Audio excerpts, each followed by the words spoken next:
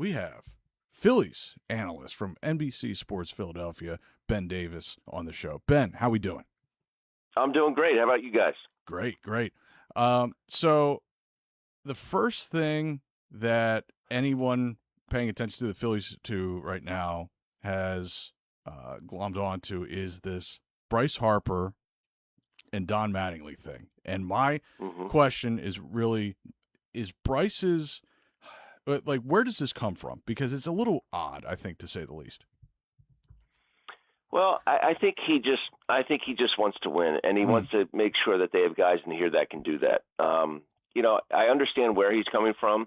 It didn't come off as great. Obviously Don Mattingly was irked by it, and he spoke his mind about it, and understandably so.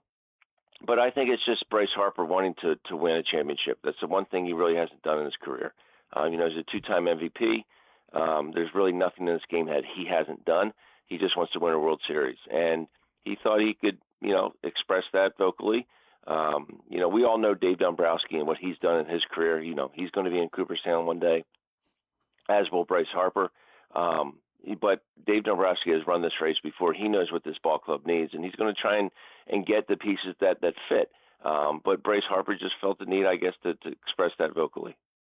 Has Bryce been frustrated with the organization dating back to Dave Dombrowski's comments about him maybe not being elite anymore, or does his frustration stem back to not getting the extension that he wanted?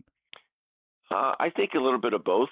I think, it probably goes back to not being able to get that extension. I mean, this contract goes up to age 39, I believe, Right. for him.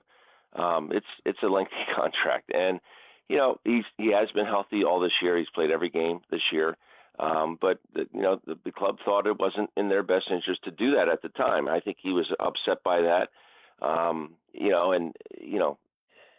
You sign a 13-year contract. That's an awful long time. And I think the club said, you know what, we're going to hold off on this for now and see where it goes. But I think that the comments that Dave made last year, I think, got to him a little bit as well.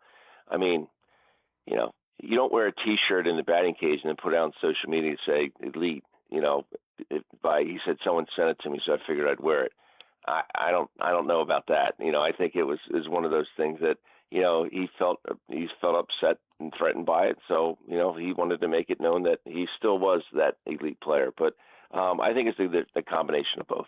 Has this Philly season been as much of a roller coaster ride as it seemed from the outside? Yes. Okay, all right. Yes, it has. I mean, they started off 9-19. They fire their manager. They get super hot. They get 10 games over 500 after being 10 games under 500. The starting pitching was supposed to be unbelievable, and it has been. The top three guys have been they've been elite. I mean, it's if you get Sanchez, Luzardo, and Wheeler in a 3-game series, good luck. Mm-hmm. That's how good these three guys are.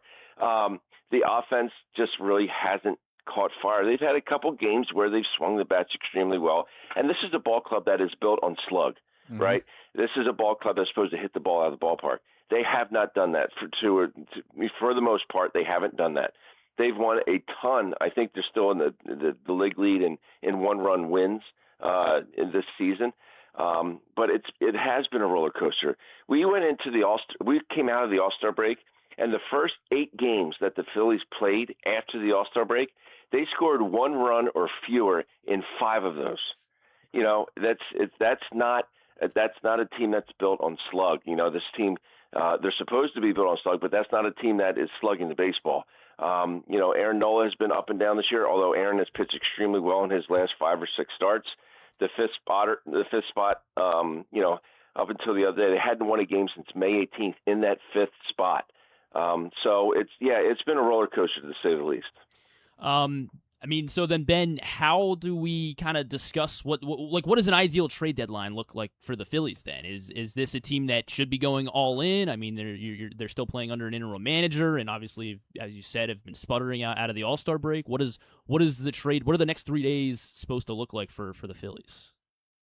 Well, I think you're looking at a ball club that needs, I think they need a center fielder and a right fielder. Crawford's been okay. He hasn't been great. He doesn't play against lefties. I think you need another right-handed bat, preferably in the outfield. They desperately need a fifth starter. They need two bullpen pieces, and probably another backup catcher. So, other than that, I think they're doing okay. And a partridge in a pear tree. No, I mean, yeah. I say that jokingly. I just think there's too many holes in this lineup. If we had someone like a Luis Ariz, and this is the part that I have, and I'm not going to get up on my soapbox and just.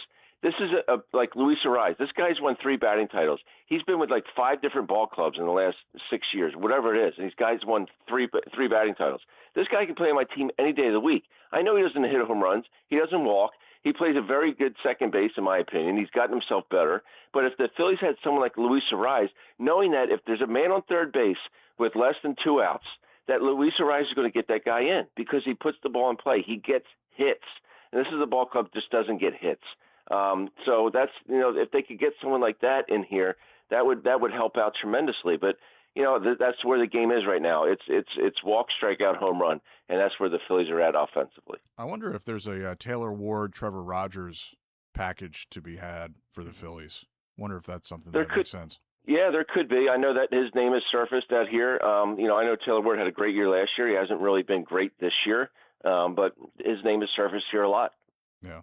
So going into this year, because you can't give big free agent contracts to everyone, I thought that it was going to be key this year for the Phillies to get something out of their cheap labor, so to speak. I was looking forward to what Crawford would do. I was looking forward to what Painter would do. Now we come to Painter, who is apparently pitching today. What's been the deal with him? Because I saw him in the minor leagues prior to surgery. He was electric, and it just hasn't been the same guy since then. Yeah, we got a knock on our door a couple of years ago, and our play-by-play radio in spring training, our play-by-play on the radio, Scott Fransky, he and I were in our workroom down in spring training, and we got a knock on the door and said, hey, Painter's pitching on field 8 on the minor league complex. Do you want to go see him? Scott and I looked at each other and said, yeah, let's go look at him. So we walked over and we watched him, and he was in there facing these guys, and Scott and I didn't say one word to each other. We just kind of looked at each other in disbelief, like, oh my God, is that Nolan Ryan? Like it was that good. I mean, he was throwing fastballs by everybody. He was breaking balls. It was like, oh my gosh, this is going to be the guy that the Phillies, have wanted for years to come. This is unbelievable. And then he gets hurt. And then he comes back last year and he goes to AAA and he gets hit around a lot. He comes to spring training and we saw, okay, he's okay. And then he got here and he just wasn't the same guy. I can't put my finger on it. We've asked Don Mattingly about it and Caleb Cotham about it, the pitching coach. They didn't really have any answers. He doesn't seem to be getting that extension. It's like, oh my God, this guy's 6'7", but he's not getting down the hill at all. Why is that? And that's what they're trying to get him back to. We thought he was going to be the next Nolan Ryan. It was that good what we saw, and it just hasn't been that way here. But hopefully he can get it back. I think that the body type is there. I mean, it's everything you would want in a body type from a starting pitcher, from any pitcher for that matter. He just doesn't seem to be that guy. But, with Crawford, it's kind of been a disappointment. We have Aiden Miller in the minor leagues. He was a top prospect. He hasn't picked up a bat since, halfway through spring training because he's got a bad back, and he hasn't even been back to baseball-related activities. It's just not an ideal situation because the Phillies, they just have not been able to develop from within. They haven't been drafting right. They haven't been developing right. And it's something that they've made it a point to try and get better at. It just hasn't come to fruition. So that brings us to tonight, this weekend. Are the Orioles? I mean, I know I see Christopher Sanchez and Zach Wheeler the next two days, who've been nearly unbeatable. But are the Orioles catching the Phillies at a good time right now? I would say they are. And obviously I want the Phillies to go down there and kick the Orioles, Sure. but I don't know if that's going to happen or not. They very well could go out tonight and hit 4 home runs and win 12-1. That's just the way the Phillies are. That's the way they're built. Do I see that happening? Probably not, because the offense is too consistently inconsistent. But I think they are catching the Phillies at the right time. Yeah, and if you get Sanchez and Wheeler, I mean, like I said before, good luck. These guys are beyond elite. They are so stinking good. They're fun to watch. But if the Orioles can eke out a couple runs, they might have a shot because of the inconsistency of the offense right now. Ben, how did Chris Sanchez go from being traded for Curtis Mead to one of the best, if not the best, left-hander in the game? I think it's his desire to be great. Mm-hmm. I think it's his willingness to put the work in. I think it's his self-confidence. I think it's his desire to put his team in the best position to win. I think he's just built differently. When Rob Thompson was here, he spoke glowingly about Sanchi, almost looked at him like it was his own son. He said, I'm just so proud of this kid, what he's gone through, what he's been able to do for us. You talk about a roller coaster. This guy was a swingman. He was a starter in the big leagues. He was a long relief guy. He was a mop-up guy. He was sent back to AAA again, gets called back up. And ever since then, man, this guy has been just electric. He just goes out and competes. He believes in himself. He believes in every pitch that he throws, and he's a great, great kid, and no one could be happier for him than his teammates because they know what kind of person he is and how hard he works. Ben, I'm sure you've been watching the Phillies much closer than the Orioles, but the Orioles are in such a weird spot. I feel like we're half the fan base wants them to go all in right now, half them wants to tear it all down and wants Mike Elias's head on a stick, but they're still 2 games. Then that's just how weird the American League has been. They're 3 games under 500, but they're 2 games back of a wild card spot. And there's questions of should they consider dealing Adley Rutschman now while he still has a year of control. Is this should they? It's so weird, especially with the way that how many questions surround 2027 and what that season could look like. How should Mike Elias, would you think, if you're able to put your GM hat on, how should he approach this with the they still have this in theory young core that's been underperforming to this point. How do they approach how do they find a way to thread that needle? Yeah, thank you, Luke.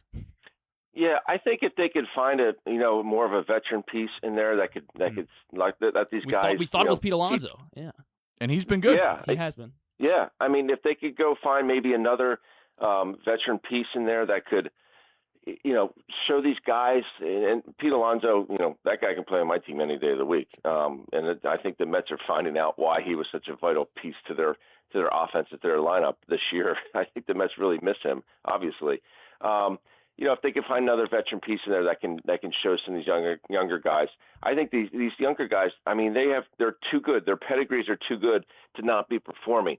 This is in my opinion, it's a city that deserves a better product.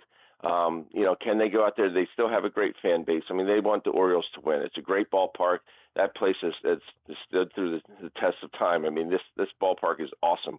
My wife and 4 kids are actually going down there tonight to watch the game. It's our youngest, birthday, and they said, Dad, all I want to do is go to Camden Yards. I said, all right, boy, I'll get you some tickets. So they're heading down there. Of course, I got to stay back here and work, but it's a ball club that I think that deserves to win. And I don't know if they're going to be buyers or sellers, but I think if they get 1 or 2 more veteran pieces in there to kind of show these young guys, how it's done, how to win, I think it's going to help them out in the long run because you have too many good young products down there not to be performing at a higher level. Ben, thank you for joining us. And I also want to say that when the clips from the post-game show come across my social media feed, I love them. And I love Michael Barkan. He cracks me up. Yes, he's the best. He's the best. I will say I love my job.